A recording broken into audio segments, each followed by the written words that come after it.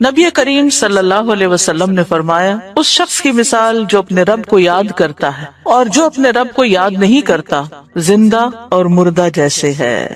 تو ذکر کو زندگی سے تشبیہ دی گئی ہے، یعنی جس طرح انسان زندگی کے ساتھ خوبصورت ہوتا ہے، یعنی اس کا ظاہر خوبصورت ہوتا ہے جب زندہ ہوتا ہے، جب مر جاتا ہے تو آپ دیکھیں میت کیسی لگتی ہے، تو اسی طرح ذکر کے ساتھ انسان کا باطن روشن ہوتا ہے اور خوبصورت ہوتا ہے۔ ذکر جو ہے یعنی اللہ کی یاد جو ہے، اس کی کئی اقسام ہیں، قرآن، نماز، تسبیحات، علم کا سیکھنا سکھانا، یہ اس وقت ہم ذکر کی مجلس میں ہیں۔ پھر اسی طرح دوسروں کو امر بالمعروف کرنا، نہی عن المنکر کرنا، تو یہ جو ذکر ہے اس کی کسی بھی شکل میں، یہ اللہ تعالیٰ کے نزدیک ہر چیز سے بہتر عمل ہے۔ نبی صلی اللہ علیہ وسلم نے فرمایا، کیا میں تمہیں تمہارا بہترین عمل نہ بتاؤں جو تمہارے مالک کے نزدیک اچھا اور پاکیزہ ہے اور تمہارے درجات میں سب سے بلند ہے اور سونا چاندی کے خرچ کرنے سے بہتر ہے اور اللہ کی راہ میں جہاد کرتے ہوئے تمہارے کفار کی گردنیں مارنے اور ان کے تمہاری گردنیں مارنے سے بھی افضل ہے؟ صحابہ نے عرض کیا، کیوں نہیں؟ آپ نے فرمایا، اللہ تعالیٰ کا ذکر، چاہے آپ نماز میں کر رہے ہیں، نوافل میں کر رہے ہیں، تلاوت قرآن کے ذریعے کر رہے ہیں، تعلیم قرآن کے ذریعے کر رہے ہیں، تسبیحات کے ذریعے کر رہے ہیں، درود شریف پڑھ رہے ہیں، کسی بھی طرح کھڑے، بیٹھے، لیٹے، چلتے پھرتے، فارمل وے میں، انفارمل وے میں، اونچے یعنی جہرن اور سرن، جس شکل میں بھی آپ اللہ کو یاد کرتے ہیں تو اس کی اتنی زیادہ فضیلت ہے، بہت افضل عمل ہے۔ اور اس کے برعکس کیا ہوتا ہے؟ اللہ تعالیٰ سے غافل ہو جانا، بھول جانا، اور وہ عموماً کب ہوتا ہے؟ جب ہم دنیا میں خوب محو ہو جاتے ہیں۔ اسی طرح رسول اللہ صلی اللہ علیہ وسلم نے فرمایا، بہترین عمل یہ ہے کہ جب تم دنیا سے رخصت ہو تو تمہاری زبان اللہ کے ذکر سے تر ہو، اور یہ اسی وقت ہو سکتا ہے جب ہمیں ہر حالت میں ذکر کرنے کی عادت ہو، یعنی ذکر جو ہی چھوٹے تو ہمیں کبھی سی محسوس ہونے لگے کہ کچھ رہ گیا ہے، کچھ چھٹ گیا میرے ہاتھ سے، کچھ نکل گیا ہے، کچھ کمی سی ہے، وہ خالی پن فوراً محسوس کر لے۔ ہم ذکر کرنے والے سب سے آگے آگے ہوں گے۔ رسول اللہ صلی اللہ علیہ وسلم نے فرمایا، مفردون سبقت لے گئے۔ صحابہ نے پوچھا، اللہ کے رسول مفردون کون ہے؟ آپ نے فرمایا، اللہ کا بہت ذکر کرنے والے مرد اور ذکر کرنے والی عورتیں۔ ذکر کی حالت میں مسلسل اللہ تعالیٰ کا ساتھ ملتا ہے، اللہ کا قرب نصیب ہوتا ہے۔ اللہ تعالیٰ فرماتے ہیں، میں اپنے بندے کے ساتھ ہوں جب تک وہ مجھے یاد کرتا ہے اور میری یاد میں اپنے دونوں ہونٹ ہلاتا ہے۔ پھر شیطانی حملوں سے بچاؤ کا مضبوط قلعہ ہے۔ یحییٰ علیہ السلام نے بنی اسرائیل کو خطاب کیا اور اس میں ایک بات یہ کہی کہ بندہ جب تک اللہ کے ذکر میں مصروف رہتا ہے تو شیطان کے حملوں سے محفوظ ایک مضبوط قلعے میں ہوتا ہے، یعنی دشمن سے بچا ہوا ہوتا ہے۔ پھر جنت کے باغیچے ہیں ذکر کی مجلسیں، جیسے یہ مجلس ہے۔ رسول اللہ صلی اللہ علیہ وسلم نے فرمایا، جب تم لوگ جنت کے باغوں کے پاس سے گزرو تو کچھ کھا پی لیا کرو۔ صحابہ نے پوچھا، جنت کے باغوں سے کیا مراد ہے؟ آپ نے فرمایا، مجالس ذکر کی مجلسیں۔ قیامت کے دن سب سے زیادہ قابل رشک لوگ کون ہوں گے؟ جن کے چہروں کی سفیدی دیکھنے والوں کو ڈھانپ لے گی۔ وہ انبیاء و شہداء نہیں ہوں گے، لیکن ان کے اللہ کے قریب ہونے کی وجہ سے انبیاء و شہداء ان پہ رشک کریں گے۔ عرض کیا کہ اللہ کے رسول، یہ کون لوگ ہوں گے جن پہ انبیاء و شہداء رشک کریں گے؟ فرمایا، یہ مختلف قبیلوں کا مجموعہ ہے، مختلف قبیلوں، مختلف بیک گراؤنڈ سے آئے ہوئے لوگ ہیں جو اللہ کے ذکر پہ جمع ہوتے ہیں اور عمدہ کلام کو اس طرح چن چن کر لیتے ہیں جیسے کھجور کھانے والا عمدہ کھجوریں چن چن کے لیتا ہے۔ تو مجھے اس حدیث کو پڑھتے ہوئے آپ لوگوں کا خیال آتا ہے کہ علم کی مجلس میں سے جو اہم نکتے ہیں وہ آپ اپنے پاس محفوظ کرتے جاتے ہیں، کچھ باتیں دل میں یاد ہیں اور کچھ قلم سے یعنی نوٹ بک میں نوٹ کرتے جا رہے ہیں۔ تو ایسی مجلسیں جو ہیں وہ انسان کے لیے بہت بڑی نعمت ہے۔ پھر ذکر نہ کرنا باعث حسرت ہے۔ یاد رکھیے، جب میں ذکر کا لفظ بولتی ہوں نا تو ذکر کی ساری اقسام ذہن میں لایا کریں، کیونکہ ہمارے ہاں ذکر صرف اللہ ہو کرنے کا نام بن گیا ہے۔ ذکر کی مجلس کیا ہے؟ جس میں سارے لوگ بیٹھ کے اندھیرا کر دیں اور پھر وہ اس انداز میں ذکر کریں کہ سارے ایک نعرے کی شکل میں اور مل کے کوئی آوازیں بلند کرے۔ صحابہ سے ایسے کوئی طریقے منقول نہیں ہیں۔ وہاں صحابہ کرام نبی صلی اللہ علیہ وسلم کی مجالس میں جو بیٹھ کے علم حاصل کرتے تھے اس کو بھی ذکر کی مجلس سمجھتے تھے، اور ویسے بھی اکٹھے بیٹھ کر اللہ کو یاد کرتے تھے۔ جیسے مسجد نبی میں ایک دفعہ آپ تشریف لے گئے، دو جماعتیں تھی، کچھ علم سیکھ سکھا رہے تھے اور کچھ بیٹھ کے ویسے ہی تسبیحات پڑھ رہے تھے اپنی اپنی، تو آپ علم والوں کے پاس گئے تو یہ بھی ذکر کی مجلس ہوتی ہے، یعنی علم کا سیکھنا سکھانا، اور بیٹھ کے تسبیح پڑھتے رہنا، ذکر کرتے رہنا، جیسے آپ حرم میں بیٹھ کے کرتے ہیں، کسی مسجد میں بیٹھے ہوتے ہیں، اس کے لیے ضروری نہیں ہوتا کہ کوئی تسبیحات کرنے کے لیے باقاعدہ لوگوں کو دعوت دے کر کوئی ایسے حلقے اکٹھے کیے جائیں۔ ذکر نہ کرنا باعث حسرت ہے۔ نبی صلی اللہ علیہ وسلم نے فرمایا جو لوگ کسی جگہ پر مجلس کریں لیکن اس میں اللہ کا ذکر نہ کریں اور نبی صلی اللہ علیہ وسلم پر درود نہ بھیجیں تو وہ ان کے لیے قیامت کے دن باعث حسرت ہوگی۔ اگرچہ وہ اجر و ثواب کی بنیاد پر جنت میں داخل ہو جائیں گے لیکن انہیں حسرت ہوگی کہ ہم نے یہ وقت کیوں گنوا دیا۔ ذکر نہ کرنے والے بدترین مخلوق ہیں، بد نصیب لوگ ہیں۔ عمر ابن ابسہ سے روایت ہے، رسول اللہ صلی اللہ علیہ وسلم نے فرمایا جب بھی سورج چڑھتا ہے اللہ عز و جل کی ہر ایک مخلوق اللہ عز و جل کی تسبیح اور حمد و ثنا بیان کرتی، یعنی صبح ہوتے ہی ساری مخلوق ذکر میں لگ جاتی، لیکن شیطان اور اولاد آدم میں سے آتا قسم کے لوگ ذکر نہیں کرتے۔ تو میں نے بنی آدم میں آتا قسم کے لوگوں کے بارے میں سوال کیا، آپ نے فرمایا بدترین مخلوق، یا فرمایا اللہ کی مخلوق میں سے بدترین لوگ، یعنی آسمان و زمین، سورج چاند ستارے درخت شجر حجر ہر چیز ذکر میں مشغول ہے سوائے ان لوگوں کے جو سو کے وقت گزار رہے ہیں یا غفلت میں پڑے ہوئے ہیں۔ ابو ہریرہ رضی اللہ عنہ روایت کرتے ہیں نبی کریم صلی اللہ علیہ وسلم نے فرمایا دو کلمے رحمان کو بہت محبوب ہیں، زبان پر بہت ہلکے ہیں لیکن قیامت کے دن ترازو میں بہت بھاری ہوں گے۔ سبحان اللہ و بحمدہ سبحان اللہ العظیم۔ اللہ اپنی حمد کے ساتھ پاک ہے، اللہ پاک ہے جو بہت عظمت والا ہے۔ تو جیسے ہم جانتے ہیں کہ نفلی عبادت میں افضل عمل اللہ کا ذکر ہے، تو یہاں پر اس ذکر کی خاص شکل بتائی گئی کہ اللہ تعالیٰ کی حمد و ثنا اور پاکی بیان کرنا۔ سبحانہ کا مطلب کیا ہوتا ہے کہ وہ پاک ہے۔ تو جس کلام میں، جس ذکر میں اللہ تعالیٰ کی پاکی بیان کی جائے، تسبیح بیان کی جائے اور حمد و ثنا بیان کی جائے، وہ اللہ تعالیٰ کا چنا ہوا کلام ہے۔ رسول اللہ صلی اللہ علیہ وسلم سے سوال کیا گیا کون سا کلام افضل ہے؟ آپ نے فرمایا جو اللہ نے اپنے فرشتوں اور بندوں کے لیے چنا۔ کیا فرمایا؟ جو اللہ نے اپنے فرشتوں اور اپنے بندوں کے لیے چنا۔ سبحان اللہ و بحمدہ، ٹھیک ہے، سبحان اللہ و بحمدہ۔ یہ تمام مخلوق کی نماز ہے، تمام مخلوق کی نماز ہے۔ نوح علیہ السلام کی وفات کا وقت جب آیا تو انہوں نے اپنے بیٹے سے فرمایا کہ میں تمہیں ایک وصیت کر رہا ہوں، دو باتوں کو کرنے کا حکم دیتا ہوں، دو باتوں سے روکتا ہوں، اور دو کرنے کے جو کام بتائے اس میں سے ایک لا الہ الا اللہ کا اقرار، کہ اگر ساتوں آسمان اور ساتوں زمینوں کو ترازو کے ایک پلڑے میں رکھ دیا جائے اور لا الہ الا اللہ کو دوسرے پلڑے میں، تو لا الہ الا اللہ والا پلڑا جھک جائے گا، اور اگر ساتوں آسمان اور ساتوں زمینیں ایک بند کڑے کی شکل اختیار کر لیں تو لا الہ الا اللہ اس کو بھی توڑ دے گا۔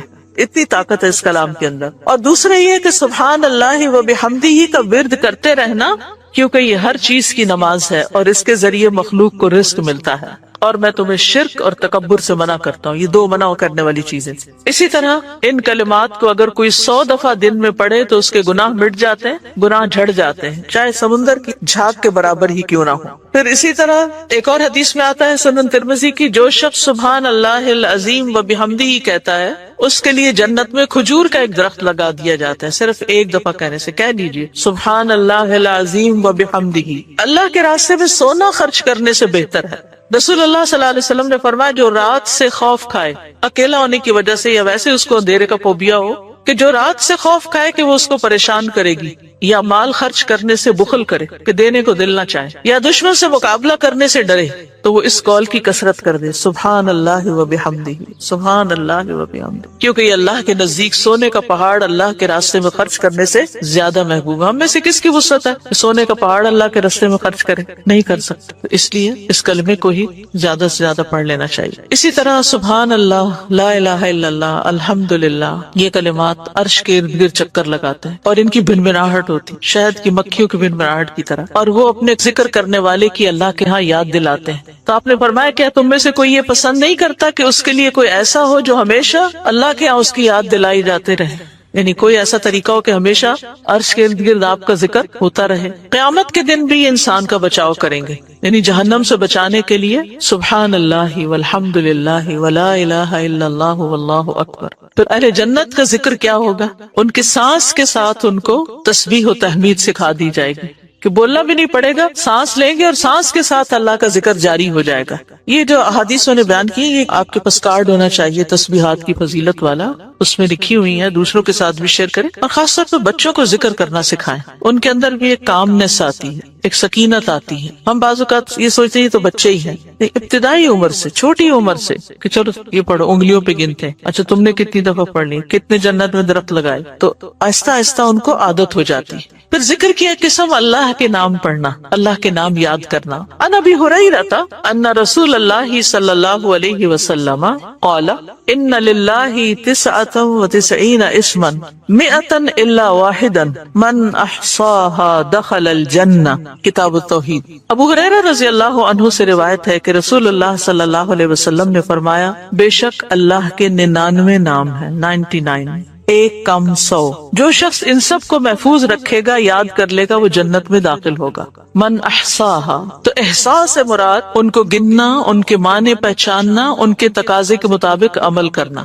خالی لکھ کے یا جمع کر کے یاد کر لیا جائے اور مطلب ہی نہ پتا ہو اور اس کے مطابق عمل نہ ہو تو پھر یہ وعدہ نہیں پورا ہوتا۔ احصاء میں ہر چیز کا جمع ہو جانا ہے، یعنی اللہ تعالیٰ کے ناموں کی حدود کی حفاظت کرنا، ان کو پہچاننا، ان کا معنی جاننا، ان کی فضیلت جاننا، کہاں پڑھنا ہے۔ امام ابن قیم کہتے ہیں کہ اللہ کے اسماء کو گن کر محفوظ کرنے کے کچھ مراتب ہیں۔ بندہ جب ان ناموں کو یاد کر لیتا ہے تو وہ جنت میں داخل ہو جاتا ہے، اور یہی اس کی سعادت اور نجات اور فلاح کا مرکز ہے۔ وہ کہتے ہیں پہلا مرتبہ ان کے الفاظ کو گننا اور شمار کرنا، دوسرا مرتبہ ان کے معنی اور مدلول کو سمجھنا، تیسرا مرتبہ ان کے ساتھ دعا مانگنا۔ قرآن میں آتا نا وَلِلَّهِ الْأَسْمَاءُ الْحُسْنَى فَادْعُوهُ بِهَا، اور اللہ ہی کے لیے ہے اچھے اچھے نام، بس تم اس کو ان کے ساتھ پکارو، اللہ کے نام لے کے، جیسے یا حی یا قیوم، یا اللہ، یا رب، یا رحمان، یا رحیم، یا کریم، یا ذی الجلال والاکرام، اور باقی بھی اسی طرح۔ پھر ہے دعا مانگنے کے 2 مرتبے ہیں۔ نمبر 1 دعا العبادہ، یعنی اللہ کی تعریف ان ناموں کے ساتھ کرنا، ہمارا رب رحیم ہے، کریم ہے، تو یہ تعریف عبادت کی دعا ہوتی ہے، دعا العبادہ کہتے ہیں اس کو۔ اور دوسرا ہے دعا المسئلہ، طلب اور مانگنے کی دعا، کہ ان ناموں کے ساتھ پکار کے اللہ کو پھر سوال کرنا۔ اور اسماء حسنہ کے ساتھ، یہ نہیں کہ اپنی طرف سے اللہ تعالیٰ کا کوئی نام بنا کے اور پھر اس سے دعا کرنا، یا موجود، یا ذات، یا شیء، اس طرح کی باتیں نہیں، بلکہ اللہ کے جو پراپر نام قرآن و سنت سے ثابت ہیں ان کے ساتھ دعا مانگنا۔ تو یاد رکھیے کہ اللہ کی پہچان یہ علم کا پہلا مرتبہ ہے۔ سب سے پہلے جس کو جاننا چاہیے، جس کے بارے میں ہمیں معلوم ہونا چاہیے کہ وہ کون ہے، وہ اللہ رب العزت ہے۔ فَاعْلَمْ أَنَّهُ لَا إِلَٰهَ إِلَّا هُوَ، جان لو کہ اللہ کے سوا کوئی الہ نہیں۔ یہ علم ہر ایک پر فرض ہے کہ ہمارا خالق کون ہے، ہمارا مالک کون ہے، ہمارا رازق کون ہے، ہمارا معبود کون ہے، ہماری مشکل کشا کون ہے، ہمارا حاجت روا کون ہے، اور جو بھی اللہ تعالیٰ کے باقی نام ہے، پہچان ہے۔ یہ علم تمام علوم سے افضل ہے، کیونکہ جب ایک انسان، کوئی بچہ، بوڑھا، جوان اللہ تعالیٰ کو جان لیتا ہے نا، تب ہی اس کی زندگی درست ہوتی، تب ہی اس کو واقعی ہدایت ملتی، تبھی وہ اللہ کے لیے سب کچھ کرتا ہے، تبھی اس کے اندر تقوی پیدا ہوتا ہے، تبھی وہ حلال حرام کی تمیز کرتا ہے، کیونکہ یہ سب کچھ کرنا اس کے لیے اللہ نے اپنی عبادت کے لیے پیدا کیا، اور اگر ہم اللہ ہی کو نہیں پہچانتے تو عبادت کس کی کر رہے ہیں؟ پہلا کام اللہ کی پہچان ہے، اللہ کی معرفت، خود بھی اور اپنی آل اولاد کو بھی اور اپنے آس پاس کے لوگوں کو۔ اور اللہ کی پہچان کے لیے اللہ کے ناموں کا علم حاصل کرنا ضروری ہے۔ پھر اس سے ایمان میں بھی اضافہ ہوتا ہے، جتنا جتنا آپ اللہ کو زیادہ جانتے چلے جاتے ہیں اتنا اتنا آپ کا ایمان بڑھتا ہے۔ اسی لیے اس کو اشرف العلوم کہا گیا ہے کہ تمام علوم کا سردار ہے یہ۔ پھر اسی طرح اللہ تعالیٰ کے ناموں کو پڑھنے، یاد کرنے، جاننے، سمجھنے کے بارے میں کچھ اصول و قواعد ہیں۔ اس میں پہلی بات یہ ہے کہ اللہ کے تمام نام توقیفی ہیں، اس میں عقل کی کوئی گنجائش نہیں، یعنی بذریعہ وحی معلوم ہوئے۔ ہم اپنے پسند سے اللہ کا کوئی نام نہیں رکھ سکتے، یعنی آپ یہ نہیں کہہ سکتے کہ مجھے اللہ سے بڑی محبت ہے تو میرا دل چاہتا ہے میں اللہ تعالیٰ کا یہ نام رکھ دوں، خود سے کوئی رکھ دوں، یہ نہیں کر سکتے آپ، ٹھیک ہے؟ کسی انسان کو، کسی بشر کو، کسی جن کو، کسی فرشتے کو یہ اختیار نہیں کہ وہ اپنی مرضی پسند سے اللہ کا کوئی نام رکھ دے اور اس سے اس کو پکارنا شروع کر دے، اور اس کی لاجک صرف یہ دے کہ یہ تو محبت کی بات ہے اور میں محبت سے یوں پکارتی ہوں اللہ کو۔ نہیں، اس کی اجازت نہیں، کیونکہ جتنا اللہ تعالیٰ خود اپنے آپ کو جانتا ہے ہم نہیں جانتے، اور جتنا اس نے چاہا ہمیں اپنے بارے میں علم دیا، اور وہ علم بھی نبی صلی اللہ علیہ وسلم کے ذریعے ہم تک پہنچا ہے۔ تو اس کو حاصل کرنے کی کوشش کریں. پھر اسی طرح دوسری بات یہ کہ اس بارے میں کتاب و سنت سے آگے نہ بڑھیں. عقل، رائے، خواہش. امام احمد کہتے ہیں اللہ کی صفت نہیں بیان کی جائے گی مگر وہی جو خود اس نے اپنی ذات کی بیان فرمائی ہے یا رسول اللہ صلی اللہ علیہ وسلم نے بیان کی. ہم قرآن و سنت سے آگے نہیں بڑھیں گے، خود یا کسی عالم یا کسی اور انسان کے بتائے ہوئے نام کے مطابق نہیں کام کریں گے. پھر اگلی بات یہ کہ اللہ کے ناموں میں الحاد سے بچنا چاہیے. الحاد سے، الحاد کا مطلب کیا ہے؟ جو سیدھے رستے سے ہٹ جانا. لحد ہوتی ہے نا وہ قبر جو بغلی قبر ہوتی، نیچے گڑھا کھودتے کھودتے سائڈ پہ قبر کھودنا شروع کر دینا. تو اس کی بہت سی صورتیں ہو سکتی ہیں، جیسے اللہ کے کسی نام کا انکار کر دیا جائے یا نام جن صفات پر دلالت کر رہے ہیں ان کا انکار کر دیا جائے. جیسے امت میں کچھ ایسے فرقے گزرے ہیں کہ جو یہ کام کرتے رہے ہیں. پھر اسی طرح بغیر تحریف، تعطیل، تکییف اور تمثیل کے اسماء و صفات پر ایمان لانا ضروری. تحریف یعنی خود تبدیلی کرنا، تعطیل یعنی کسی صفت کو معطل کر دینا، تکییف کسی کیفیت کو بتانا، تمثیل یعنی مثال بیان کرنا. ان چیزوں سے بچنا چاہیے. پھر ایک اہم بات یہ بھی یاد رکھیے کہ 99 تو ہمیں بتایا گیا کہ اتنے تو کم از کم یاد کر لو، لیکن یہ یاد رکھیے اللہ کے صرف 99 نیمز نہیں ہیں، وہ اس سے زیادہ ہیں. اس لیے بعض کتابوں میں آپ کو زیادہ بھی ملیں گے، لیکن یہاں مراد کیا ہے کہ یعنی اتنے تو زبانی یاد کر سکتا ہے انسان یا آسانی سے ہر ایک کو معلوم ہو ہی سکتے ہیں. کیونکہ حدیث میں آتا ہے اسألک بکل اسم هو لک سمیت به نفسک وانزلته فی کتابک او علمته احدا من خلقک او استأثرت به فی علم الغیب عندک. اے اللہ میں تجھ سے تیرے ہر نام کے واسطے سے دعا کرتا ہوں، وہ نام جو تو نے اپنی ذات کے لیے رکھے یا جو نام تو نے اپنی کتاب میں اتارے یا وہ جو اپنی مخلوقات میں سے کسی کو سکھا دیے یا وہ نام جو تو نے اب تک اپنے خزانہ غیب میں محفوظ رکھے. اس سے کیا پتہ چلتا ہے کہ کچھ نام تو خزانہ غیب میں ہے. اور جیسے حدیث شفاعت میں آتا ہے نا کہ نبی صلی اللہ علیہ وسلم کو اللہ تعالیٰ قیامت کے دن اپنی حمد و ثنا بیان کرنے کی تعریف کرنے کے لیے وہ کچھ سکھائیں گے جو اس سے پہلے نہیں سکھائی ہوگی وہ تعریف. تو اس کے ذریعے نبی صلی اللہ علیہ وسلم اللہ کی تعریف بیان کریں گے. یعنی وہ علم ابھی تک نبی صلی اللہ علیہ وسلم کے پاس بھی نہیں، وہ قیامت کے دن دیا جائے گا، جس کی بنا پر آپ اللہ تعالیٰ کی تعریف کریں گے، پھر دعا کریں گے اور پھر آپ کو شفاعت کا اذن دیا جائے گا، جو شفاعت کبریٰ کی حدیث آتی ہے. الہدیٰ نے اللہ تعالیٰ کے ناموں کا ایک کارڈ ریوائز کر کے چھاپا تھا جس میں قرآن اور سنت کی دلیل سے وہ نام لیے گئے ہیں. اور باقی جو تاج کمپنی کے چھپے ہوئے نام، ان میں کچھ نام ایسے ہیں جو اللہ کے نام نہیں ہیں، وہ اللہ تعالیٰ کے افعال ہیں جن سے لوگوں نے خود نام بنا لیے.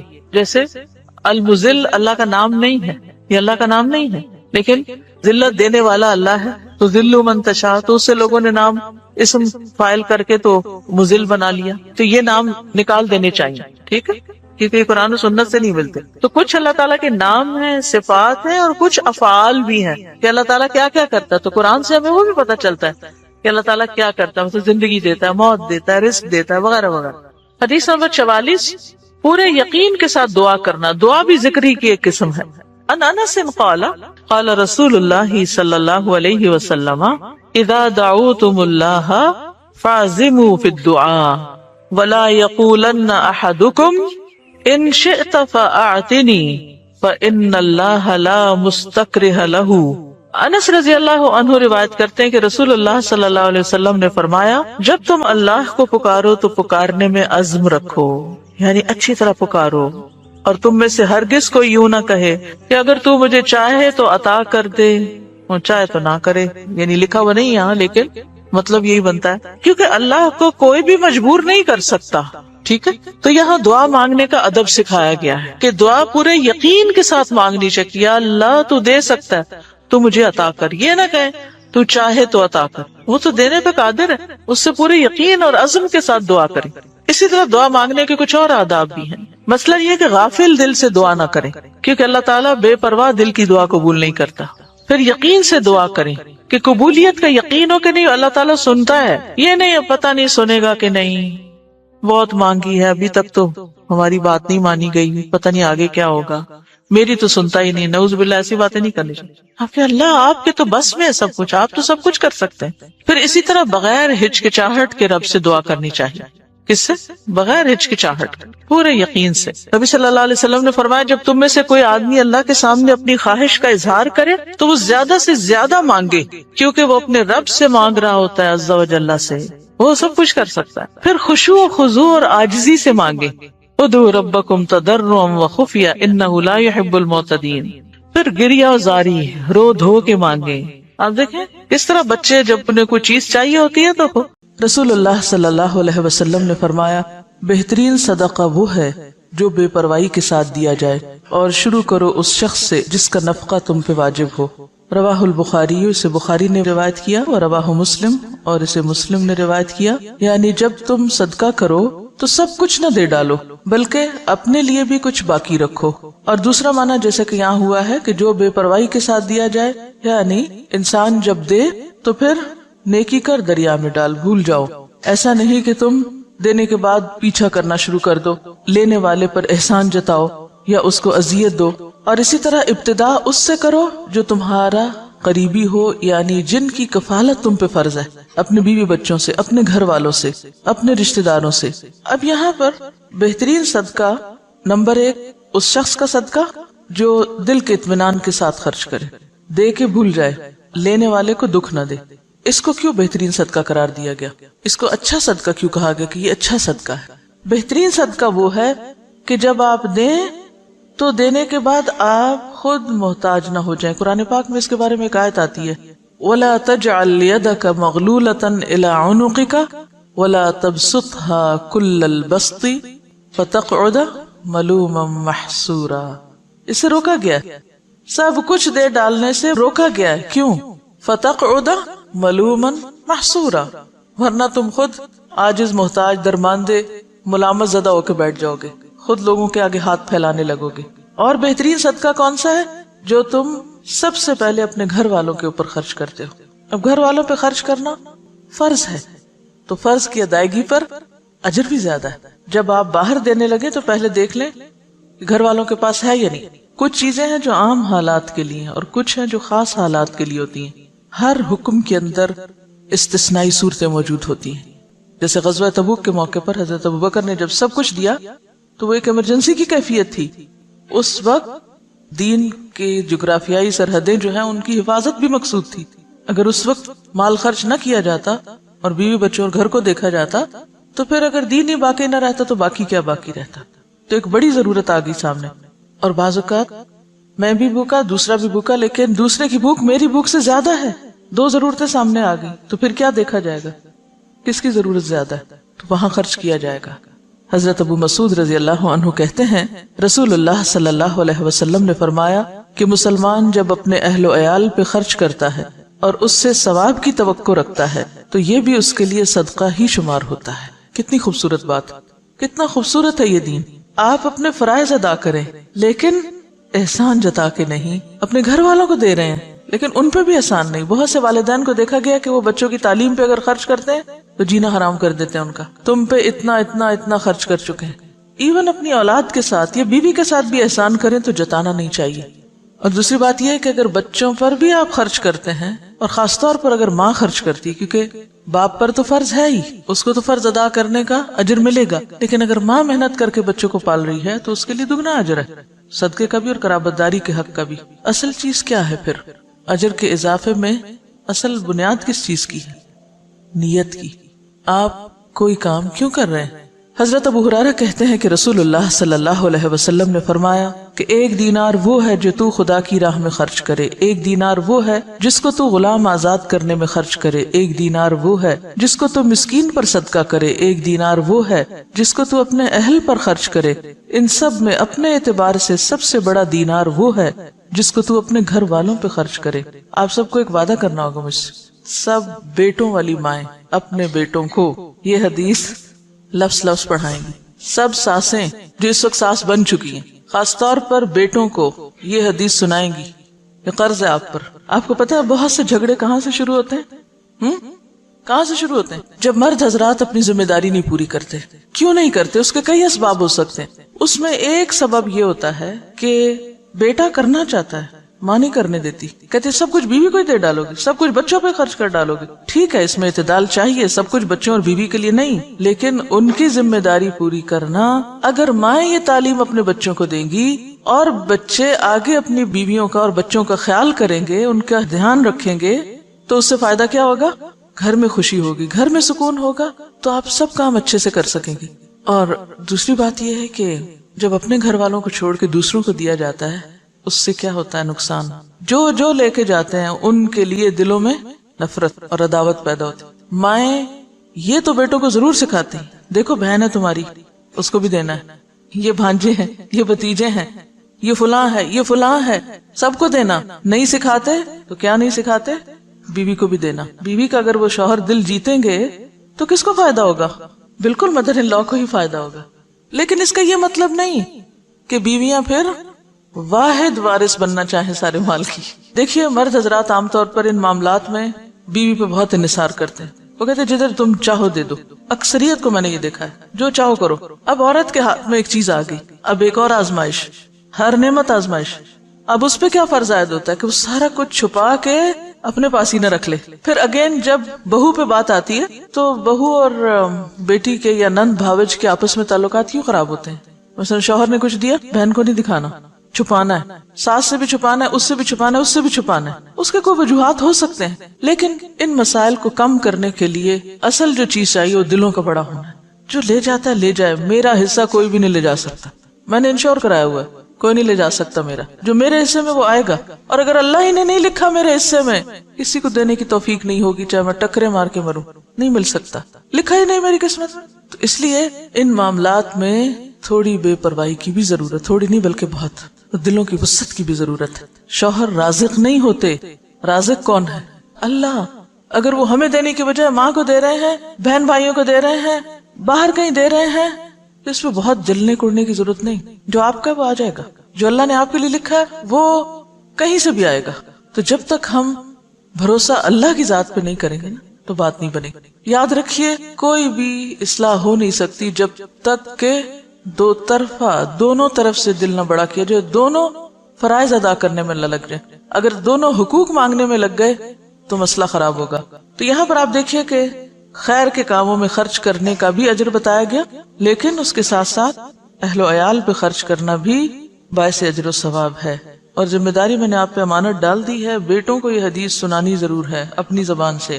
حضرت ثوبان کہتے ہیں کہ رسول اللہ صلی اللہ علیہ وسلم نے فرمایا کہ بہترین دینار جس کو آدمی خرچ کرتا ہے وہ دینار ہے جس کو وہ اپنے گھر والوں پہ خرچ کرتا ہے، اور وہ دینار جس کو وہ اپنے اس جانور پہ خرچ کرتا ہے جس کو پالا ہے اس نے اللہ کے راستے میں جانے کے لیے، اور وہ دینار جس کو وہ خرچ کرتا ہے اپنے دوستوں پر اللہ کے راستے میں. اسے مسلم نے روایت کیا.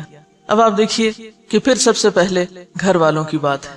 گھر والوں کو مطمئن کرو، کیونکہ جب انسان گھر والوں کو مطمئن کر دیتا ہے نا تو وہ اس کے مددگار بن جاتے ہیں. جب وہ مددگار ہو جاتے ہیں تو ان سے بہتر مددگار پھر کوئی نہیں ہوتا. آپ کے لیے زندگی آسان ہو جاتی ہے.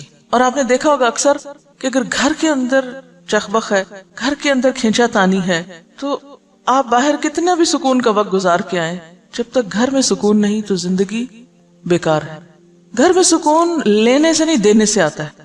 آپ دینے والے بن جائیں، خدمت کرنے والے بن جائیں، محبت کرنے والے بن جائیں، دینے والے بن جائیں، تو آپ دیکھیں گے کہ بہت ساری خوشیاں جو آپ کروڑوں میں نہیں خرید سکتے وہ آپ کے حسن سلوک سے آپ کو ملنے لگیں گی، آپ کی بے نیازی سے آپ کو ملنے لگیں گی، آپ کے اللہ پہ توکل اور بھروسے کی وجہ سے آپ کی طرف پلٹیں گی. تو یہاں پر آپ دیکھیے کہ سب سے افضل دینار گھر والوں پہ خرچ کرنا. آپ نے گھر والوں کو کھلا دیا، پلا دیا، ضرورت کی چیزیں دے دی، پوری کر دی، وہ مطمئن ہے. اب آپ نکلیے باہر جانے کے لیے سواری چاہیے، اور سواری اللہ کے دین کے لیے. آج کل کوئی دابہ یعنی کوئی جانور وغیرہ، جیسے گھوڑا گدھا تو نہیں ہوتا، لیکن گاڑیاں شاید گھوڑوں گدھوں سے بھی زیادہ خرچہ مانگتی ہیں. ہر تھوڑے دن کے بعد پیٹرول کی قیمت اوپر چلی جاتی. جب اوپر جاتی تو آپ سوچتے ہیں اوہ میرا فلاں اور فلاں وزٹ، اس کا کیا بنے گا. پہلا خیال یہ نہیں آتا گھر کے کاموں کا کیا، پہلا یہ آتا اوہ اب تو شاید میں پڑھنے نہ جا سکوں، اب تو شاید میں فلاں جگہ درس پہ نہ جا سکوں، پیٹرول بہت مہنگا ہو گیا. اب یہ جو آپ صدقہ باہر ادھر ادھر کرتے رہتے ہیں، وہ صدقہ اپنے ہی گاڑی میں کریں یا گاڑی کی مرمت. آپ کو پتا ہے کہ گاڑی کی مرمت بھی پھر ہزاروں مانگتی ہے، اسی گاڑی پہ لگائیں. اگر آپ کو کسی اور کو دینے کی نہیں بھی فرصت ملی تو جو گاڑی آپ اللہ کے راستے میں استعمال کر رہے ہیں وہ پیٹرول کھائے یا موبائل یا پھر مرمت، سی این جی، واٹ ایور، وہ کیا ہے؟ فی سبیل اللہ، صدقہ ہے. گاڑی پر لگانا صدقہ ہے. اور اگر آپ صدقے کی نیت سے لگائیں گے کہ یا رب یہ سواری اللہ کے راستے میں مجھے دور دور لے جاتی ہے تو بہترین صدقہ ہے. اور پھر اور بھی اچھا اگر اس گاڑی پہ آپ کچھ اور لوگوں کو بھی سوار کر لیں یا کسی کو دے دیں استعمال کے لیے. وَدِينَارٌ يُنْفِقُهُ عَلَىٰ أَصْحَابِهِ فِي سَبِيلِ اللَّهِ. اب جب آپ اللہ کے راستے میں نکلتے تو اکیلے کہاں نکلیں گے؟ اکیلے تو نہیں نکل سکتے، ساتھ ہوں گے نا ساتھی. جب ساتھی ساتھ ہوں گے، کسی کو کھانا چاہیے، کسی کو سواری چاہیے، کسی کو کتاب چاہیے، کسی کو کچھ چاہیے. پہلے گھر والوں کو مطمئن کیا، پھر راستے کا انتظام کیا، پھر جہاں گئے وہاں جو آپ کے ساتھی ہیں ان کی ضروریات کا خیال رکھا. بہترین صدقہ. آپ کو حدیث یاد ہے جس میں آتا ہے کہ بندوں کی محبت اگر چاہیے تو کیا کرو؟ جو کچھ بندوں کے ہاتھ میں ہے اس سے بے نیاز ہو جائے. بندے تم سے محبت کرنے لگیں گے، اور جب تک تم بندوں کے ہاتھ کی چیز کے پیچھے پڑے رہو گے محبت نہیں ملے گی ان سے. اور ونس وہ محبت کرنے لگ جائیں تو پھر آپ دیکھیں ان سے آپ کچھ بھی کروا سکتے ہیں، پھر مشکل نہیں ہوگا. ہم گھر والوں سے کھینچا تانی جب رکھتے ہیں تو نتیجتاً نہ وہ ہماری مانتے نہ ہم ان کی مانتے ہیں. تو گھروں کی کشمکش دور کرنا ضروری ہے، اور اس کے لیے مال اہم کردار ادا کرتا ہے. جو دینے والے نہیں ان کو دے کر سکھائیں. بعض لوگوں کو دینا آتا ہی نہیں، سیکھا ہی نہیں، بچپن سے ہی بخل پہ ٹریننگ ہے. اور سب سے بڑی بات ہی نا کہ اگر ماں باپ صرف یہ چند حدیثیں بھی بچوں کو سکھا دیں، بچپن میں ہی ذہن میں ڈال دیں، تو آپ دیکھیں گے کہ بڑے ہو کر وہ دل اتنے تنگ نہیں رہیں گے. اور جو ماں باپ ہی یہ سکھائیں کہ نہیں بس جمع کرو، اکٹھے کرو، بچاؤ، کسی کو دینے کی ضرورت نہیں، پہلے اپنا آپ دیکھو، کیونکہ عموماً تو ٹریننگ اسی ڈھنگ پہ ہوتی ہے نا. تو پھر بڑے ہو کر عادت ہی نہیں ہوتی دینے کی، لہٰذا گھروں کے اندر ایک مسلسل جنگ کی کیفیت رہتی، رونا دھونا باقی رہتا ہے. عملی طور پر بچوں کے ہاتھ سے دلوانا شروع کریں، بہن بھائیوں کو دلوائیں، کیونکہ عام طور پر فقیر کو پھر بھی دے دیتے ہیں بچے، لیکن بہن بھائی کو چیز نہیں دیں گے. تو بہن بھائیوں میں شیئرنگ کی عادت ڈالیں، یہ چیز تمہارے لیے اور یہ چیز سب کے لیے.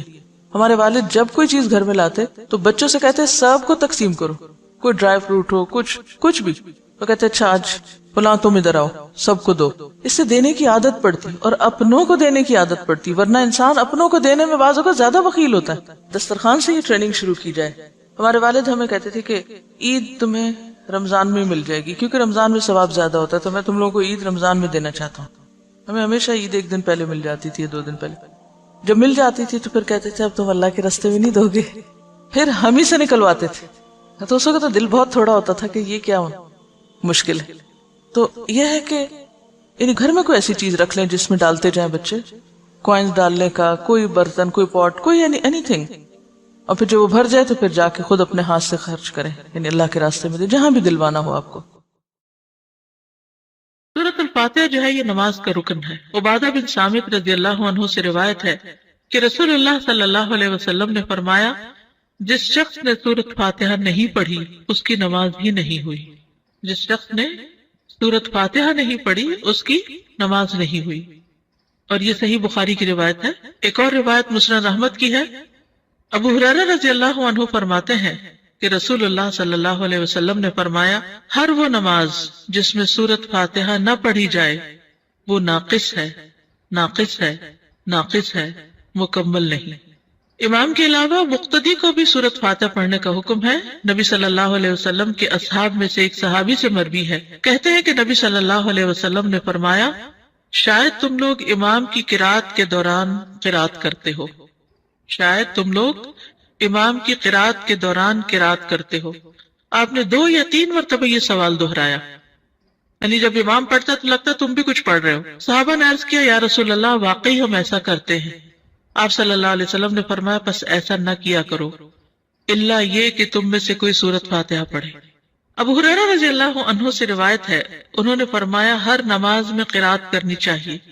پھر جن نمازوں میں رسول اللہ صلی اللہ علیہ وسلم نے ہمیں بآواز بلند سنایا ہم ان میں تمہیں بآواز بلند سناتے ہیں، اور جن میں آپ نے ہم سے قرات کو پوشیدہ رکھا ان میں ہم بھی تم سے پوشیدہ رکھتے ہیں.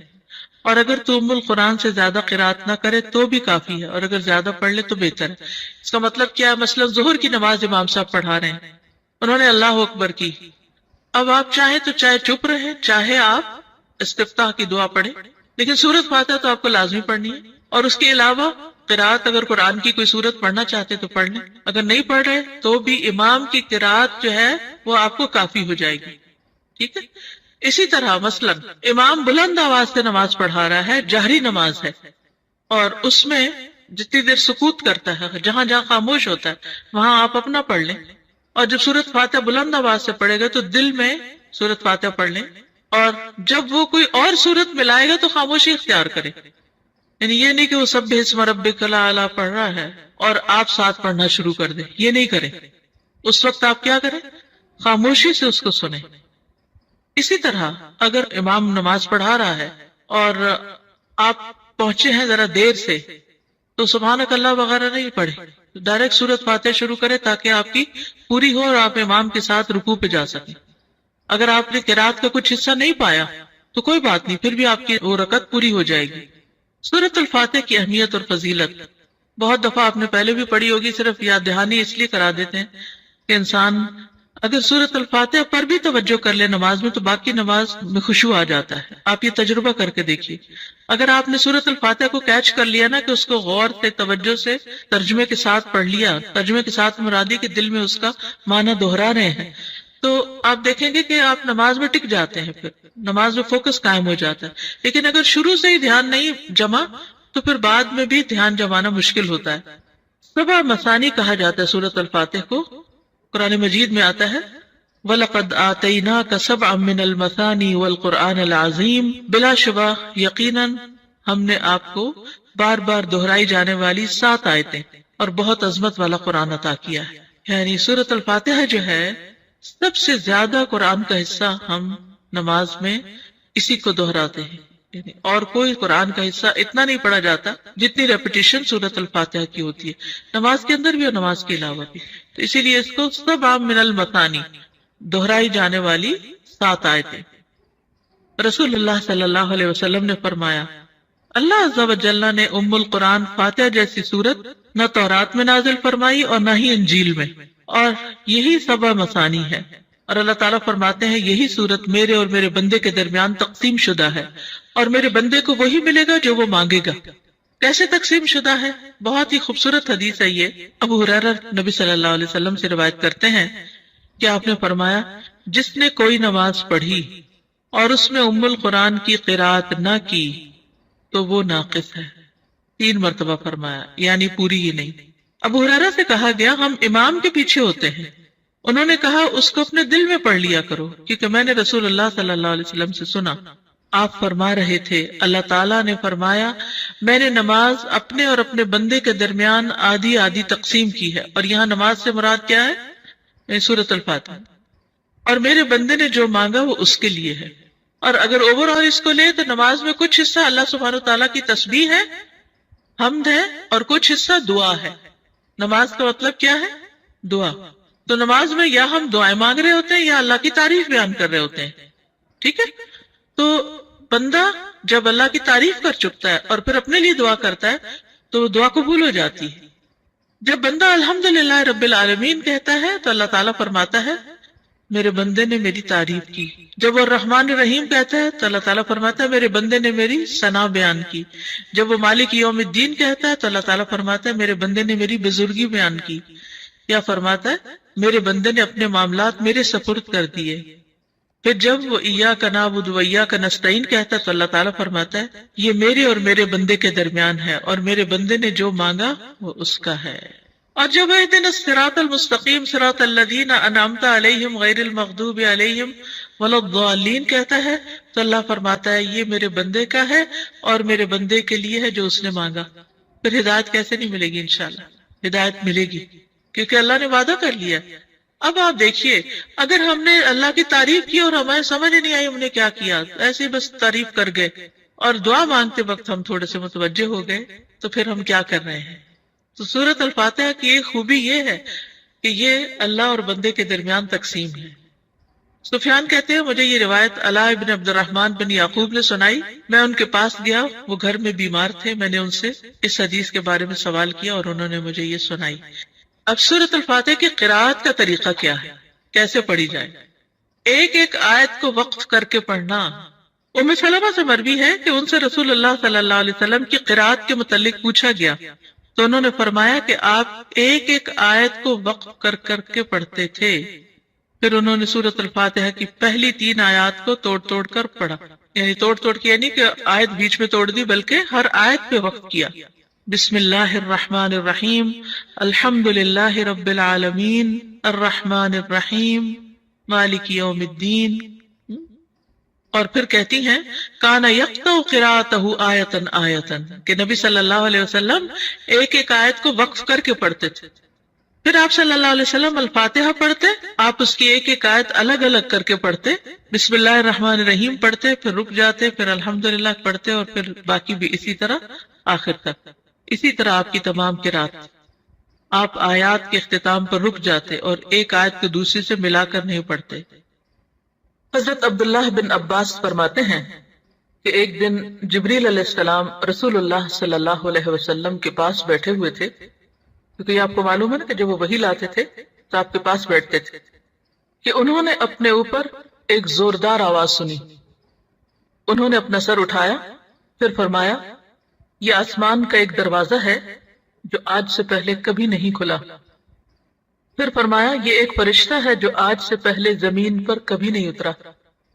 پھر اس فرشتے نے آپ صلی اللہ علیہ وسلم کو سلام کیا اور 2 نوروں کی خوشخبری دی اور کہا یہ 2 نور آپ ہی کو دیے جا رہے ہیں، آپ سے پہلے کسی نبی کو نہیں دیے گئے، ایک سورۃ الفاتحہ اور دوسرا سورۃ البقرہ کی آخری 2 آیات۔ آپ جب کبھی ان دونوں میں سے کوئی کلمہ تلاوت کریں، یعنی سورۃ فاتحہ پڑھیں یا سورۃ البقرہ کی آخری آیات پڑھیں، تو آپ کو طلب کردہ چیز ضرور عطا کی جائے گی، یعنی اس کے بعد دعا قبول ہوتی ہے۔ صحیح مسلم کی روایت ہے۔ اس سے پتہ چلتا ہے کہ سورۃ الفاتحہ کتنی عظیم سورت ہے اور اس کا پڑھنا کتنا بابرکت ہے، اور اللہ سبحانہ و تعالیٰ نے رسول اللہ صلی اللہ علیہ وسلم پر خاص انعام فرمایا اور آپ کو یہ سورت عطا فرمائی۔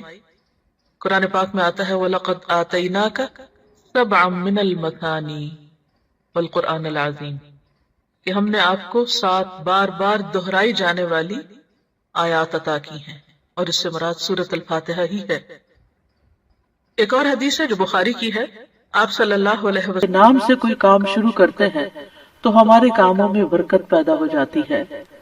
قرآن مجید میں آتا ہے تبارک اسم ربک ذو الجلال والاکرام، بہت بابرکت ہے تیرے رب کا نام جو بہت عظمت والا اکرام والا ہے۔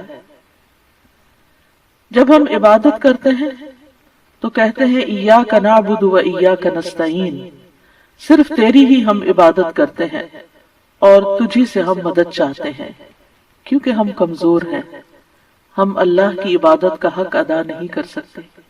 اس لیے کوئی بھی کام جو عبادت کی نوعیت سے تعلق رکھتا والی خاص عبادات سے، ان کے آغاز میں بھی اللہ کا نام لینا چاہیے، کیونکہ اس سے اللہ کی مدد حاصل ہوتی ہے، اور پھر مزید نیک کاموں کی توفیق بھی ہوتی ہے۔ انسان برائی سے بچتا ہے، شیطان کے وار سے محفوظ رہتا ہے، کیونکہ اللہ تعالیٰ کی مدد، توفیق اور سپورٹ انسان کو حاصل ہو جاتی ہے، اور انسان کے اندر کوئی فخر اور غرور نہیں آتا۔ وہ یہ سمجھتا ہے کہ جو بھی نیک کام میں کر رہا ہوں وہ اللہ کی مدد سے، اللہ کی توفیق سے ہی کر رہا ہوں، اس میں میرا اپنا کوئی کمال نہیں۔ وما توفیقی الا باللہ، نہیں مجھے توفیق مگر اللہ کے نام کے ساتھ ہی۔ پھر اسی طرح جب انسان بسم اللہ سے کام کا آغاز کرتا ہے تو انسان کو اخلاص نصیب ہوتا ہے، کیونکہ جب اللہ کا نام لیا تو اللہ کے نام کے ساتھ اللہ ہی کے لیے کام کرنا چاہیے جو بھی کچھ ہم کریں، اور پھر اگر وہ کام صحیح ہے، عبادت کا ہے یا دنیاوی امور سے متعلق ہے، تو پھر ہماری نیت اور ہمارا قبلہ درست ہو جاتا ہے، انسان کو اخلاص نصیب ہو جاتا ہے۔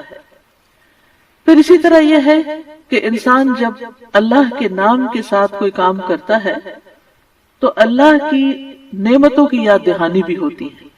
مثال کے طور پر اگر آپ پانی پی رہے ہیں تو جب آپ پانی پینے لگتے ہیں تو بسم اللہ کہتے ہیں، اور جب بسم اللہ کہتے ہیں تو آپ کو اللہ کی یاد آ جاتی ہے، اور پھر ساتھ ہی وہ نعمت جو آپ استعمال کر رہے ہیں اس کے بارے میں غور و فکر بھی نصیب ہوتا ہے کہ یہ اللہ نے پانی پلایا ہے، اور پھر انسان کا غور و فکر اسے کہیں سے کہیں لے جاتا ہے، اس کے اندر ایک وسعت پیدا ہوتی ہے، وہ سوچتا ہے کہ یہ پانی میرے گلاس میں کہاں سے پہنچا، کس نے اتارا۔ تو ظاہر ہے کہ پانی کا پیدا کرنے والا بھی اللہ ہے، اور تمام چیزوں کو اللہ سبحانہ وتعالی نے پانی سے پیدا کیا، جیسا کہ قرآن مجید میں آتا ہے۔ ہم تک جو پانی پہنچتا ہے کچھ تو زمینی ذرائع سے اور بیسیکلی بارش کے ذریعے آتا ہے۔ بارش کیسے آتی ہے؟ سمندروں کا پانی بخارات کی شکل میں اوپر اٹھتا ہے اور پھر بادلوں کی شکل میں جہاں اللہ چاہتا ہے برساتا ہے۔ جب بادل برستے ہیں یا برف پڑتی ہے تو پہاڑوں کی چوٹیوں پر اور مختلف جگہوں پر یا تو پانی جم جاتا ہے یا پھر ندی نالوں کی شکل میں، دریاؤں کی شکل میں بہنے لگتا ہے، اور کچھ پانی رس کر زمین کے اندر چلا جاتا ہے، چشموں کی شکل اختیار کر لیتا ہے، اور پھر مختلف ذرائع سے ہوتے ہوتے وہ ہم تک پہنچتا ہے جسے ہم پیتے ہیں، اور جب پیتے ہیں تو پھر اللہ کا شکر ادا کرتے ہیں اور آخر میں الحمدللہ کہتے ہیں۔ لیکن اگر اتنے اہتمام کے ساتھ جو پانی میرے گلاس میں پہنچا اس کو میں نے اللہ کو یاد کیے بغیر، نعمت دینے والے کا نام لیے بغیر ہی اس کو پی لیا، تو اس سے بڑھ کر ناشکری کیا ہو سکتی ہے۔ پھر اسی طرح اگر انسان کھانا کھاتا ہے اور اللہ کا نام لیتا ہے تو وہ ضرور سوچتا ہے کہ کیا جو کچھ میں کھا رہا ہوں یہ اللہ کی مرضی کے مطابق بھی ہے یا نہیں، حلال ہے یا حرام ہے، اور پھر کس طریقے سے میں اس کو کھا رہا ہوں اور کس طریقے سے یہ میں نے اس کو کمایا ہے یا مجھ تک پہنچا ہے، ان ساری چیزوں پر بھی غور و فکر ہونے لگتا ہے۔ تو گویا بسم اللہ پڑھنا بار بار انسان کو اللہ کی یاد دلاتا ہے، اور اس طرح انسان اللہ کی اطاعت کی طرف مائل ہوتا ہے، اللہ کی دی ہوئی نعمتوں کو اللہ کی رضا میں استعمال کرتا ہے، اور اللہ کو یاد کرتے ہوئے اللہ کا قرب حاصل کر لیتا ہے۔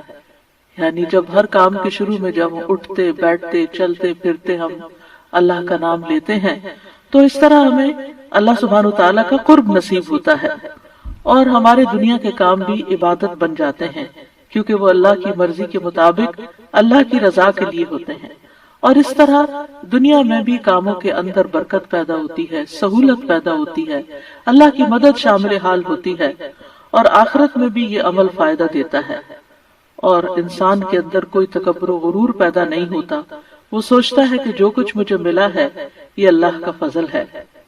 پھر ہم دیکھتے ہیں کہ انبیاء کا طریقہ بھی یہی رہا ہے۔ نوح علیہ السلام کے بارے میں آتا ہے کہ جب وہ کشتی پر سوار ہوئے تو انہوں نے دعا پڑھی، اس کا آغاز بھی بسم اللہ سے کیا، بسم اللہ مجریہا و مرساہا۔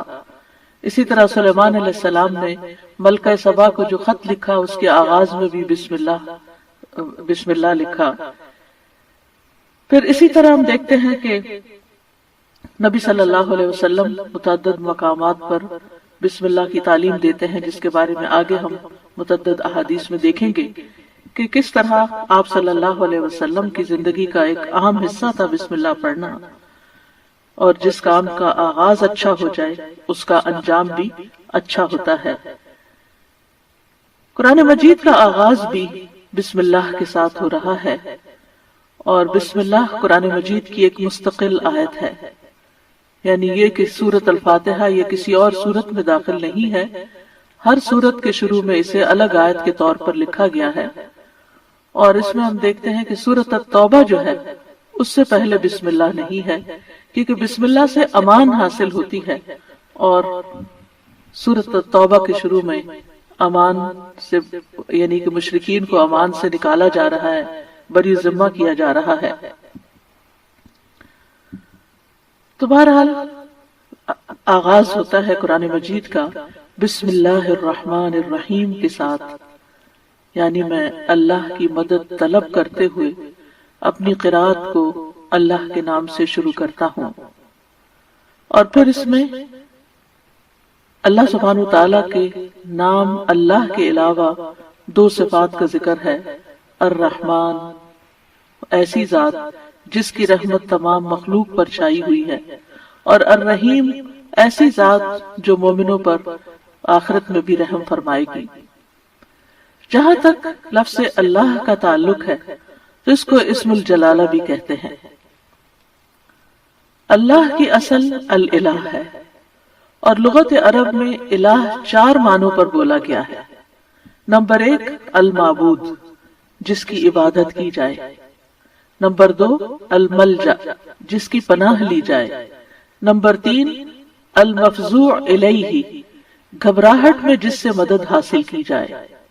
نمبر 4 المحبوب، وہ محبوب جس کے ساتھ عظیم محبت ہو اور اس کے بارے میں عقلیں حیران ہو جائیں۔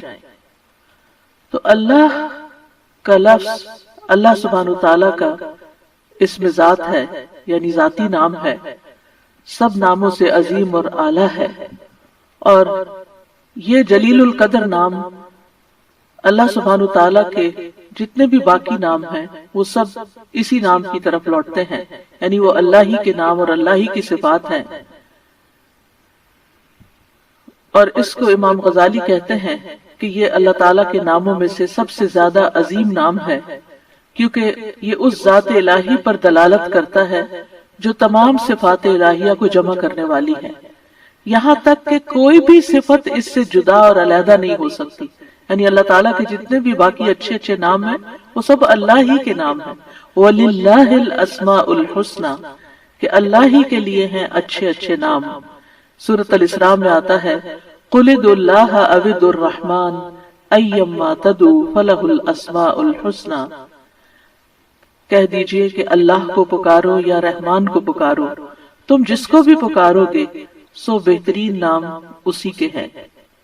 اسی طرح سورۃ الحشر میں آتا ہے هو اللہ الخالق البارئ المصور لہ الاسماء الحسنى، وہ اللہ ہی ہے جو خاکہ بنانے والا ہے، گھڑنے ڈھالنے والا ہے، صورت بنا دینے والا ہے، سب اچھے اچھے نام اسی کے ہیں۔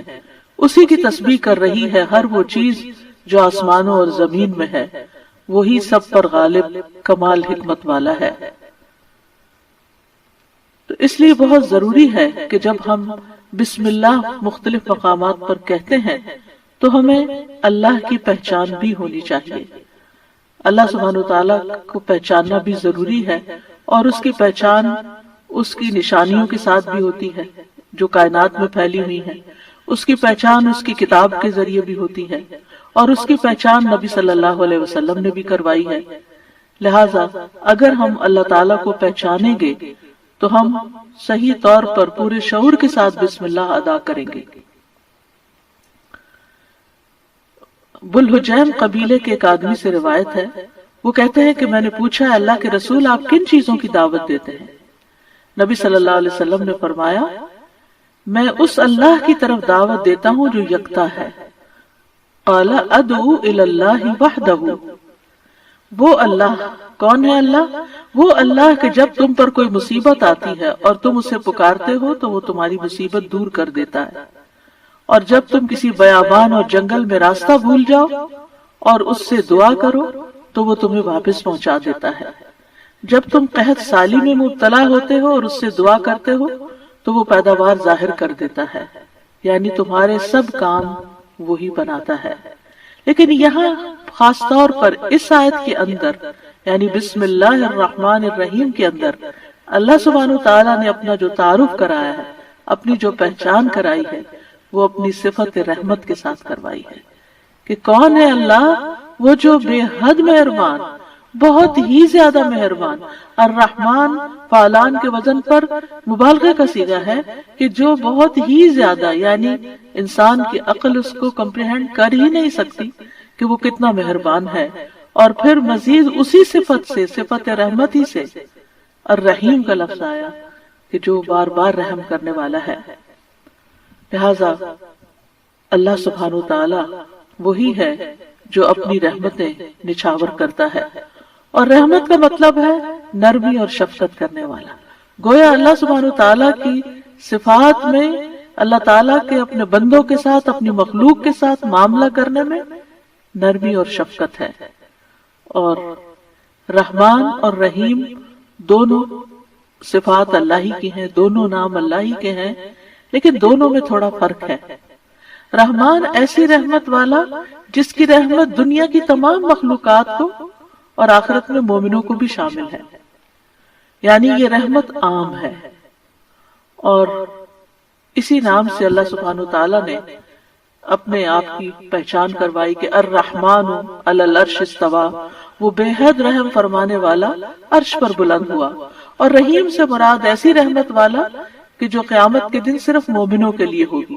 اور ہم جانتے ہیں کہ اللہ سبحانہ وتعالیٰ کی رحمت کے 100 حصے ہیں، جس میں سے صرف ایک حصہ دنیا میں اتارا ہے، باقی اللہ سبحانہ وتعالیٰ نے آخرت کے لیے، یعنی اس کی باقی رحمتیں 99 جو ہے وہ آخرت کے لیے ہیں، جس کی بنا پر وہ بندوں کی بخشش فرمائے گا. یہاں دونوں ناموں کو اکٹھا کیوں کیا گیا ہے؟ اللہ سبحانہ وتعالیٰ کے دونوں نام الرحمن اور رحیم کا مل کر آنا اللہ سبحانہ وتعالیٰ کی رحمت کے مزید کمال کو بیان کرتا ہے.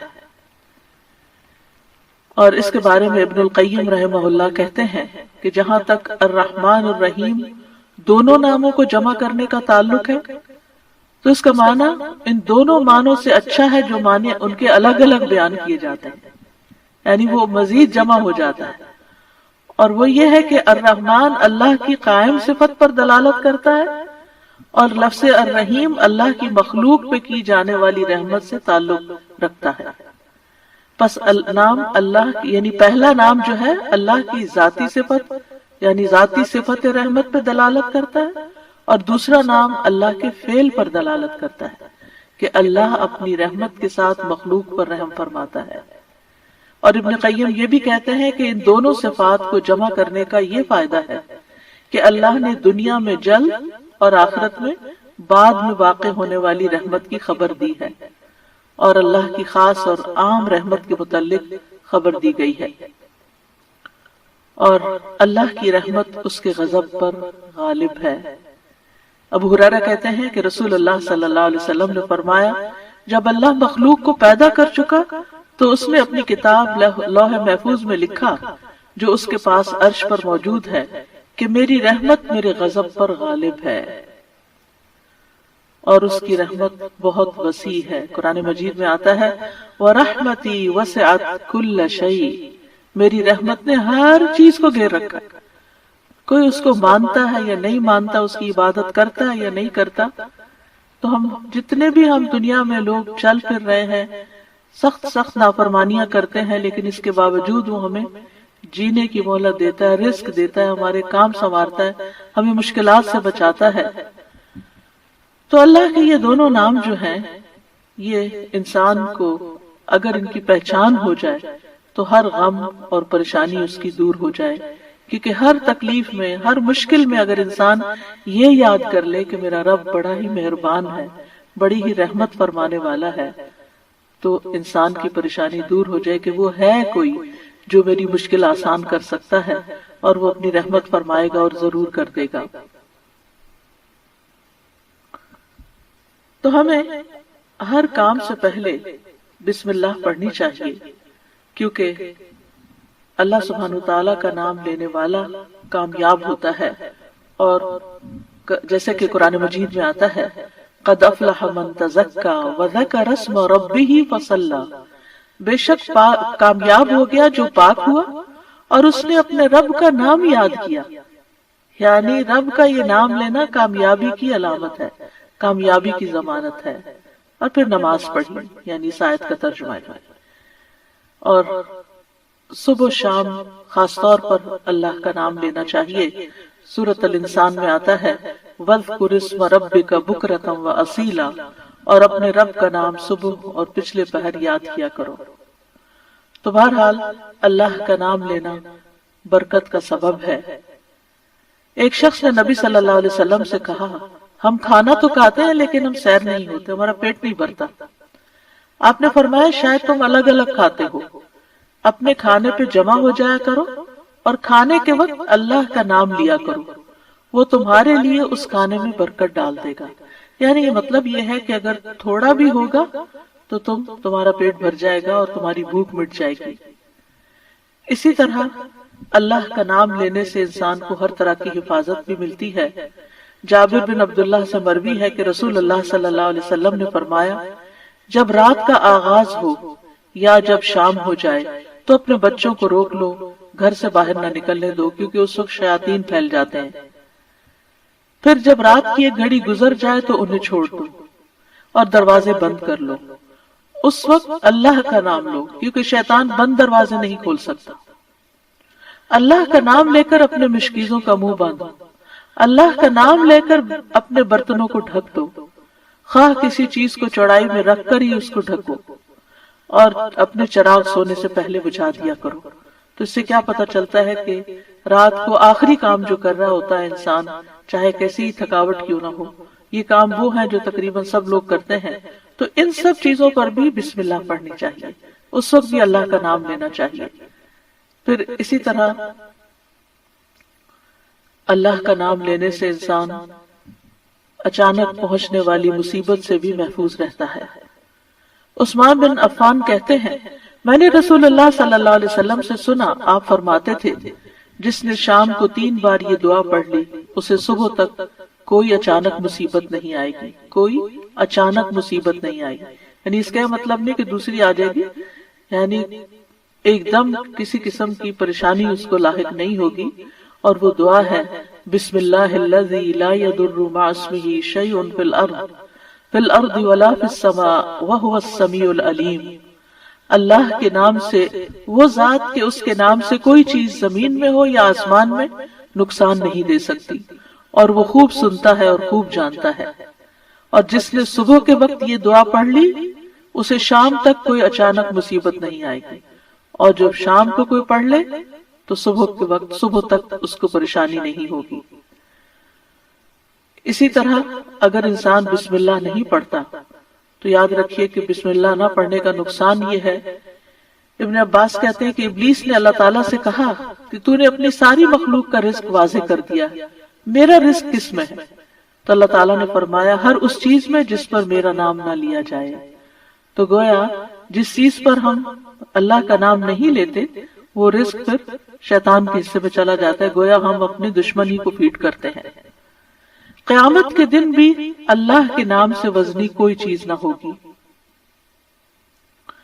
پھر اسی طرح اللہ کا نام لینے سے، یعنی اس دعا کے پڑھنے کے مواقع کون کون سے ہیں؟ نمبر 1، ہر کام شروع کرنے سے پہلے، تاکہ اس میں برکت اور مدد حاصل ہو، اس کے اندر قبولیت ہو، ہمیں اخلاص نصیب ہو۔ پھر خاص طور پر کھانا کھانے سے پہلے، حضرت عائشہ کہتی ہیں کہ رسول اللہ صلی اللہ علیہ وسلم نے فرمایا، جب تم میں سے کوئی کھانا کھانے لگے تو چاہیے کہ اللہ تعالیٰ کا نام لے، پھر اگر شروع میں اللہ تعالیٰ کا نام لینا بھول جائے تو چاہیے کہ یوں کہے، بسم اللہ اولہ و آخرہ، اللہ کے نام سے اس کھانے کے شروع میں اور آخر میں بھی۔ پھر اسی طرح لباس اتارتے وقت بسم اللہ پڑھنی چاہیے۔ انس رضی اللہ عنہ سے روایت ہے کہ نبی صلی اللہ علیہ وسلم نے فرمایا، جنوں کی آنکھوں اور بنی آدم کی شرمگاہوں کا پردہ یہ ہے کہ جب ان میں سے کوئی اپنے کپڑے اتارے تو بسم اللہ پڑھ لے، یعنی اتارنے سے پہلے پڑھ لے، تو جن اور شیاطین کی نظر نہیں لگتی۔ اسی طرح جب آپ بچوں کو کپڑے تبدیل کروا رہے ہوں تو اس وقت بھی بسم اللہ پڑھ لیں۔ اسی طرح بیت الخلاء جاتے وقت، یعنی اندر پاؤں رکھنے سے پہلے بسم اللہ پڑھ کے دروازہ کھولیں۔ حضرت علی رضی اللہ عنہ روایت کرتے ہیں، کہتے ہیں کہ رسول اللہ صلی اللہ علیہ وسلم نے فرمایا، جنوں کی آنکھوں اور بنی آدم کی شرمگاہوں کا پردہ یہ ہے کہ جب ان میں سے کوئی بیت الخلاء جائے تو بسم اللہ پڑھ لے، یعنی وہاں بھی وہ، یعنی کیونکہ جب انسان ننگا ہوتا ہے تو فرشتے، اس حفاظت کے فرشتے اسے دور چلے جاتے ہیں، تو اس وقت حفاظت پھر کس سے حاصل ہوگی؟ جب آپ واش روم میں جانے سے پہلے بسم اللہ پڑھ کے پھر داخل ہوں گے۔ اسی طرح وضو سے پہلے، ابو ہریرہ کہتے ہیں کہ رسول اللہ صلی اللہ علیہ وسلم نے فرمایا، لا صلاۃ لمن لا وضوء لہ ولا وضوء لمن لم یذکر اسم اللہ تعالی علیہ، کہ جس کا وضو نہیں اس کی نماز نہیں، اور جو شخص وضو کے شروع میں اللہ تعالیٰ کا نام نہ لے اس کا وضو نہیں۔ اب یہاں پر بعض لوگوں کو یہ پریشانی ہوتی ہے کہ ہم واش روم میں کھڑے ہوتے ہیں، وہیں سنک ہے، وہیں کموڈ ہے، تو پھر ہم بسم اللہ کس طرح پڑھیں؟ اس کے ایک تو یہ ہے کہ جب آپ وضو کی نیت سے جا رہے ہیں تو اندر داخل ہونے سے پہلے ہی پڑھ لیں اور جا کے ٹیپ کھول لیں اور اپنا وضو شروع کر دیں۔ دوسرا یہ ہے کہ آپ دل میں پڑھ لیں، لیکن اگر کوئی بھول گیا ہے تو جس وقت یاد آئے، یعنی وضو کے دوران اس وقت بھی پڑھ سکتا ہے۔ پھر اسی طرح اگر اس نے بالکل ہی پڑھنا ہی بھول گیا تو اس کا کیا مطلب وضو ہوا ہی نہیں سرے سے، یا پھر یہ کہ اس کی نماز، اگر وضو نہیں ہوا تو کیا نماز ہی نہیں ہوئی؟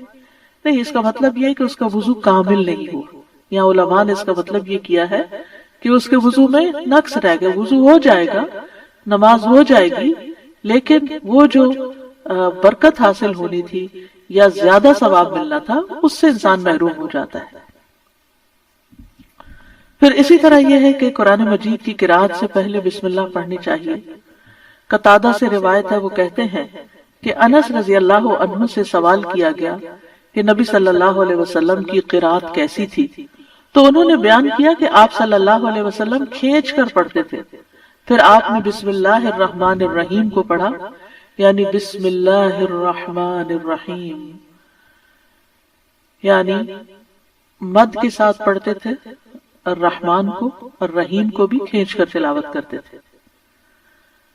پھر اسی طرح کھانا کھانے سے پہلے بھی عمر بن ابی سلمہ رضی اللہ عنہ کہتے ہیں، میں بچہ تھا اور رسول اللہ صلی اللہ علیہ وسلم کی پرورش میں تھا۔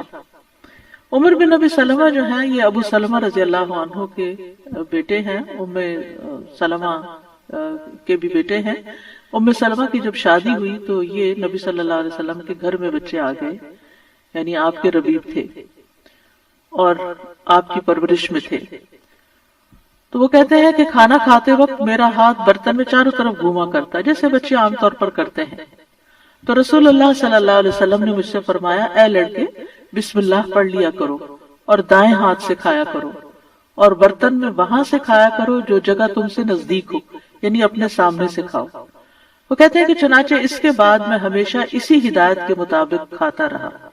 تو یہ کھانا یعنی ٹیبل مینرز ہیں، کھانا کھانے کے آداب ہیں، اور اس میں نہ صرف یہ کہ بڑوں کو اس کا اہتمام کرنا چاہیے بلکہ بچوں کو بھی سکھانا چاہیے۔ پھر اسی طرح گھر میں داخل ہوتے وقت بسم اللہ پڑھ کر داخل ہوں۔ جابر رضی اللہ عنہ سے روایت ہے، وہ کہتے ہیں کہ میں نے رسول اللہ صلی اللہ علیہ وسلم کو فرماتے ہوئے سنا، جب آدمی اپنے گھر میں داخل ہوتا ہے تو وہ داخل ہوتے وقت اور کھانا کھاتے وقت اللہ کا نام لیتا ہے تو شیطان کہتا ہے کہ آج تمہارے لیے اس گھر میں نہ رات گزارنے کی جگہ ہے اور نہ ہی رات کا کھانا ہے۔ اور اگر وہ داخل ہوا لیکن اپنے داخل ہوتے ہوئے اللہ کا نام نہ لیا تو کہتا ہے تم نے رات گزارنے کی جگہ پا لی، اور اگر اپنے کھانا کھانے کے وقت اللہ کا نام بھی نہ لے انسان تو شیطان کہتا ہے تم نے رات گزارنے کی جگہ اور رات کا کھانا پا لیا، یعنی ہماری چیزوں میں پھر اس کی شراکت ہو جاتی ہے۔ اب دیکھیں کہ بہت سارے مسائل اور بہت ساری بیماریاں عام ہو چکی ہیں جن کی بعض اوقات تشخیص بھی نہیں ہو پاتی، اور پھر ہم بعض اوقات یہ سمجھتے ہیں کہ شاید جادو ہو گیا ہے یا پھر یہ کہ کوئی نظر لگ گئی ہے، لیکن اگر ہم ان آداب کا خیال رکھیں تو انشاءاللہ شیطان جو ہمارا دشمن ہے اس کے شر سے محفوظ رہیں گے۔ نہ صرف یہ کہ خود اپنے لیے بلکہ اپنے گھر والوں کے لیے بھی ان کو تعلیم بھی دیں اور ان کو یاد دہانی بھی کرائیں، اور ان کی پروٹیکشن کا انشاءاللہ بہترین سر و سامان ہوگا۔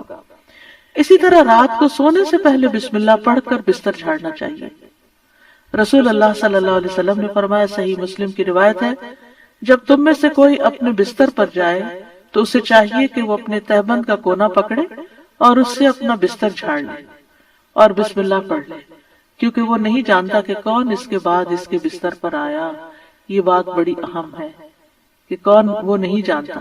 تو اس سے یعنی کہ صرف انسان نہیں بلکہ جن ملکوں کے اندر بچھو، کیڑے مکوڑے عام گھومتے پھرتے ہیں اور خاص طور پر گرمیوں کے موسم میں نکل آتے ہیں، یہ لوگ کھلی چھت میں یا کھلی فضا میں سوتے ہیں، تو بازو کا چارپائیاں سارا دن وہیں بچھی رہتی ہیں، تو معلوم نہیں کہ بستر کے اندر یا بیڈ کے اندر کون سی ایسی چیز گھس گئی کہ جس کو جھاڑنے سے وہ نکل جائے گی. دوسرا یہ کہ بعض اوقات یہ جو ہمارے سارا دن بنے ہوئے بستر رہتے ہیں تو اس کے بارے میں علماء کہتے ہیں کہ بعض اوقات جنات بھی ان پہ آ کر لیٹ جاتے ہیں. تو کئی لوگوں کو بری بری خوابیں آتی ہیں، رات کو ان کی نیند ڈسٹرب رہتی ہے. لیکن اگر آپ یہ مسنون عمل کریں تو ایسی چیزوں میں کمی واقع ہو جاتی ہے. تو یہاں پر نبی صلی اللہ علیہ وسلم نے تہبند کا کونا فرمایا. آپ کوئی بھی کپڑا لے سکتے ہیں، کوئی ٹاول لے سکتے ہیں، اپنا دوپٹے کا ہی کونا پکڑ کے ایک اس سے جھاڑ دیں. اور یہ بھی کہا جاتا ہے کہ ہم جب ایک رات سوتے ہیں تو وہ ڈیڈ سیل جو ہوتے ہیں وہ بستر پر ہی رہ جاتے ہیں، اور وہ بھی کئی بیماریوں کا باعث بنتے ہیں جب وہ بستر پر ہی لگے رہتے ہیں اور ان کو جھاڑا نہیں جاتا. تو بہرحال گرد و غبار ہو یا ڈیڈ سیلز ہو یا کیڑے مکوڑے ہو یا کچھ بھی نہ ہو، تب بھی نبی صلی اللہ علیہ وسلم نے جو طریقہ سکھایا ہے اس پر عمل کرنا چاہیے. اسی طرح جب آپ صلی اللہ علیہ وسلم اپنے بستر پر تشریف لے جاتے تو فرماتے اللہم بسمک احیا و اموت، یعنی اس وقت بھی بسم اللہ پڑھتے. اے اللہ تیرے نام کے ساتھ میں زندہ ہوتا ہوں اور تیرے نام کے ساتھ میں مرتا ہوں. اسی طرح سوار ہوتے وقت بھی بسم اللہ پڑھنا چاہیے.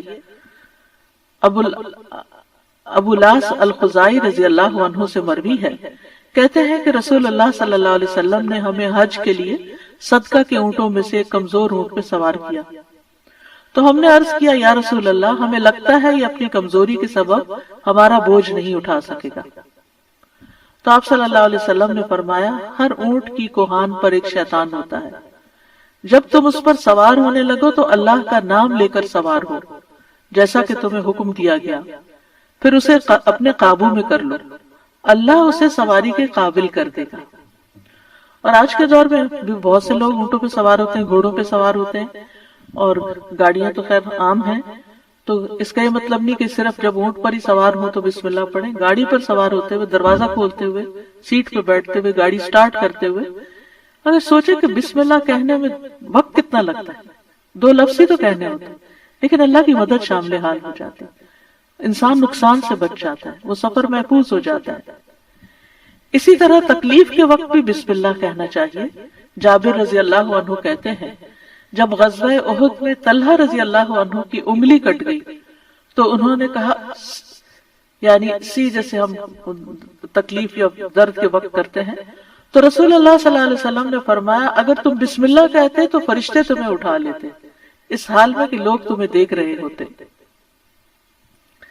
اسی طرح اگر کسی جگہ پر درد ہو رہی ہو تو بسم اللہ سے اللہ کا نام لے کر دم کرنا چاہیے. صحیح مسلم میں آتا ہے عثمان بن ابو العاص ثقفی رضی اللہ عنہ سے روایت